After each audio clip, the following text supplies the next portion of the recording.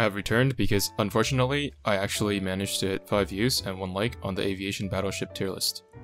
Which obviously was a bit of a troll, unlike all the other ones that are 100% serious. Since it's all about the views, I'm going to be shooting for 50 views on this video to make the next one. Hopefully this all stops here.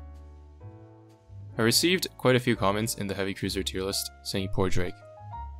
Guys, Drake is anything but poor. If Drake is poor to you, then please consider donating a couple bucks to support the channel. Thank you.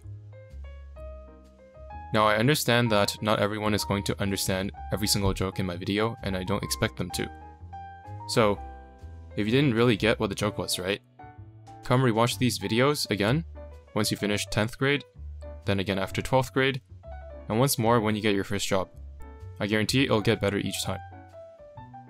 Okay, let's get back on topic. I'm going to quickly go over what each tier means in case someone starts the series with this video. S tier contains only the best ships that have no competition when finding a place in a fleet. A tier contains very strong or useful ships that don't quite make it into S tier, mostly because they do suffer from some competition from the S tier ships, and some of the other A tier ships as well. B tier contains ships that are still good but easily replaceable for the most part by ships in the upper tiers. Most of the time, you'll find a bunch of stat stick ships that just get stat checked by higher rarity ships. C tier stands for the cute tier, which should be self-explanatory. F tier is reserved for ships that I have some personal beef with, or ships that I'll just put in to trigger people for clicks and engagement. Since there are only 3 real tiers, the order of the ships within the tiers do matter. But in this specific tier list, they won't as much for reasons that I'll explain when the time comes. With that out of the way, let's finally talk about light cruisers. Since the last light cruiser tier list, they have been eating good. While they were the weakest hull class until not too long ago, starting from the release of PR6, they have gotten multiple top tier DPS options, tank options, and had their guns directly buffed by 20% with no drawbacks. They can now stand toe to toe with the other Vanguard hull classes, and largely outclass heavy cruisers in general. The number 1 light cruiser is... Wait, I've already done this one. The best light cruiser is obviously Plymouth. She does the most damage, is the most consistent, relatively bulky, and has a significant debuff for your flagship.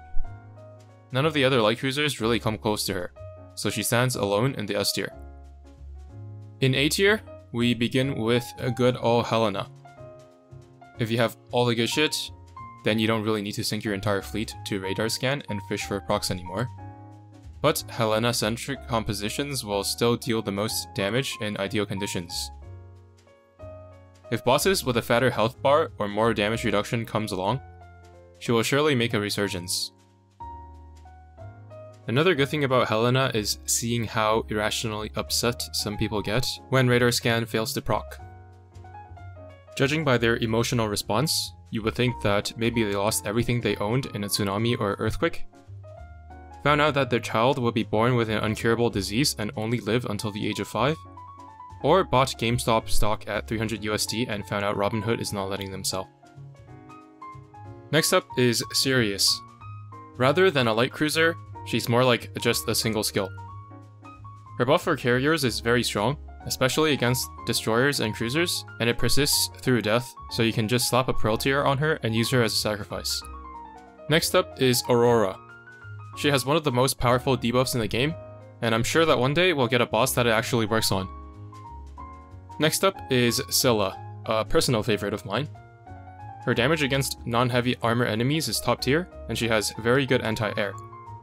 She's not super reliant on equipment, so you can easily just leave +10 equipment on her, and bring her out for any of the late game campaign chapters. She's punching quite a bit above her grade here because I am partial to her design. Next up is Harbin. She's a solid damage dealer, but if it weren't for her smokescreen, she actually has some trouble outputting more damage than Aurora with a strong Vanguard. This is the unfortunate reality of power creep, but instead of thinking that Harbin is weak, it's probably more reasonable to realize that Aurora is quite strong. Next up... Wait, something doesn't quite feel right. Alright, whatever. Moving on. Next up, we have the new number 1, aka Shimanto. All signs point to her having just as much overkill AA as San Diego, but she also deals more damage, has higher EHP, and also clears burns and heals your vanguard slightly. Definitely a Swiss Army knife type of character for all campaign stages, and realistically could be a few spots higher. Next up is Emden, who deals an okay amount of damage but is pretty much just a 10% firepower buff for Iron Blood ships. With the recent releases, it's no longer just a meme. How many options are there better than a 3-ship core of Bismarck Zwei, Aegir, and Hindenburg? In such a setup, she can easily earn herself a spot. Next up is Jeanne d'Arc. She's the best defensive buffer in the game. Similar to Helena, she's no longer as valuable as she once was because it's easier to survive these days. But with more difficult content, her usage will shoot up. Next up is Yat-sen, who is one of the tankiest ships in the game and deals an okay amount of damage. Her biggest drawback, however, is that she has to be paired with another Dragon Emperor ship. And while there are some very good options, it is not always optimal. After that, we have Noshiro, who is not quite as tanky as Yat-sen, but still relatively tanky, and offers more of an offensive punch than Yat-sen, especially in compositions that contain a lot of torpedoes. Next up is San Diego, who is largely powercapped by Cheshire, Shimanto, and Scylla. But she is still the same ship that she's always been, being able to delete every single plane out of existence while having decent bulk and surface damage. The final ship in A tier is Aurora, whose entire value is based upon the damage that your other 2 vanguards deal. As we keep getting more ships like Plymouth, Hindenburg, Shimakaze, and so on, Aurora will eventually outperform most of the vanguard ships that used to be considered good in terms of damage output. Light cruisers in the A tier are for the most part utility based and have little to no overlap, meaning that the order within this tier is dependent on what you need each ship for. If you're being bombarded by enemy planes, obviously Shimanto, San Diego, and Scylla will perform better than the rest. Up against the light armor boss with high evasion, nobody is beating Aurora. Since the order is irrelevant, I'm just gonna quickly rearrange their order by aesthetics. In terms of gameplay, all you need to know is that Shimanto is probably better than Scylla and San Diego as an AA hypercarry, who also brings damage and other utility. And that's pretty much all the relative ranking that exists within this tier in terms of gameplay. Next up, we move on to the B tier. We start off with Jinsu, who is the best torpedo buffer in the game. But Vanguard gunboats have started to catch up and even exceed torpedo boats in damage these days, so I find it difficult to put her ahead of the universal buffs that Aurora provides. Next up is Voroshilov. I'm probably underrating her because I haven't used her much, but she's about as tanky as Noshiro and likely deals more damage. The reason I have her down here is because her buffs don't seem as impactful as Noshiro's, but I might be wrong. She does have a battleship amplification debuff, which is not super powerful, but battleship buffers in general are pretty limited. She should probably be up in A tier around the same level as Noshiro, but this is just my ignorance speaking.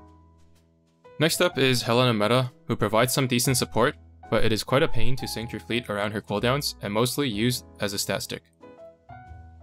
Next is a bunch of stat sticks that get Aurora checked in DPS and are not squishy but can't quite tank hard-hitting content.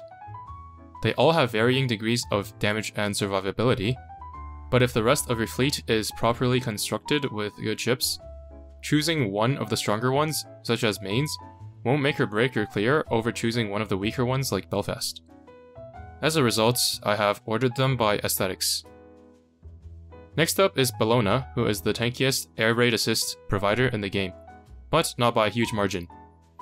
I can't really find a situation where you would want her over Kazagumo, and air raid assistance doesn't have the same persist through death property that Sirius's buff has, so I've slotted her over here. Next up are Juno and Isuzu, both of which are pretty much entirely budget anti-air carries that offer little to nothing else, but their anti-air is enough to carry you through any plane hulls in the game. The last ship in the B tier is Swiftshear. I've coped for a long time about her being useful for her evasion rate debuff, but there are a couple of problems. First, you can't control when it is applied and when it isn't. And her guns need to actually hit the enemy, which runs into huge issues with shields. I pretty much forgot that she existed, so I'll have to give her another spin when the opportunity comes. But I thought I should give her a mention as well. And finally, we have the cute ships in C tier. Some honorable mentions for decent stat stick ships that get Aurora checked include all the other Cleveland class cruisers that Cleveland is representing, pretty much all of the SSR collab light cruisers, Boise, and Kinu. None of the ships in the light cruiser class are particularly controversial or annoying, so F tier is going to remain empty this time. Anyways, that's going to be the end of the light cruiser tier list. Hope you enjoyed, and see you in the next one if we somehow manage to hit the 50 views milestone.